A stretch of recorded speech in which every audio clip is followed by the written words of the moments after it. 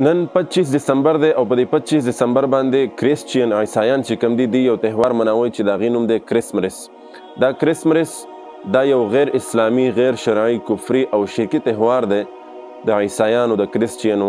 لہذا په هغې باندې خبرې نه کوو چې ولې مناوي او څه مناوي، هغې خپل کار دی لوار جاڼې او ګار جاڼې. خو لہذا د خپلو مسلمانانو ملګرو ته یو پیغام ورکول غواړم چې په دې 25 دسمبر باندې زموږ دغه کمکل به ورته ووایم، کمکل مسلمانان راولګېږي او پوسټونه جوړوي هیپي میری کرسمرس. دا بیا نور مسلمانان چې دی خپلو کې یو بل سره شیر کوي، بیا چې دی کم د چا د عیسایانو سره څه قسمه تعلق د هغې سره په دې کې شرکت کوي په دې کرسمرس کې. لہذا دا ډېره عظیمه او سخته ګناه ده. په دې باندې پیغام جاري کول موږ ته بیګانه پکار و. یا ورځ نیمه مخکې خو زما طبیعت خراب و، اوس چې دی ذهن ته مې دا خبره راغله چې دا خبره ضروري ده چې د خپلو کتونکو مینوالو سره شریکه کړم. لہذا کرسمرس دا یو غیر اسلامي او شرعي تهوار دی.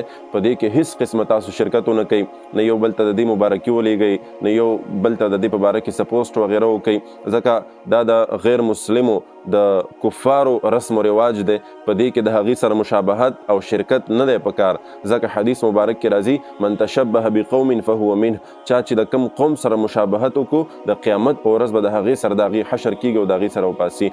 نو په دې وجه که موږ تاسو د غیر مسلمو سره د غیرو خلکو سره څه قسمه مشابهت کو، څه قسمه په دې تهوارونو کې شرکت کو، نو د قیامت په ورځ ډېره سخته ورځ ده چې په دغه ورځ باندې بیا ته د عیسایانو سره ستا حشر وشي راپاڅېږي، یا دغه رنګې د یهودو سره، نو ته به بیا څه کې، ستا حالت به بیا څه وي.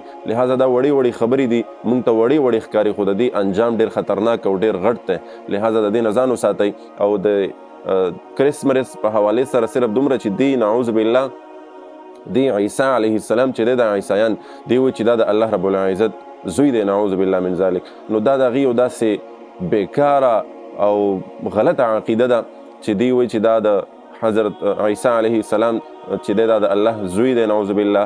او په دغه ورځ باندې بیا د هغې د ولادت او دغه ټول یو قسم باطل تهوار را جمع کړی دی په دغه ورځ باندې وي. نو لہذا هر یو مسلمان ته پکار دی چې د دې نه بایکاټ وکړي د کرسمرس نه، او په دې کې هیڅ قسمه د دې چې د شرکتونه کې، ځکه المرء مع من احبه، وایي سړی به د هغه سره وي د چا سره چې محبت وي.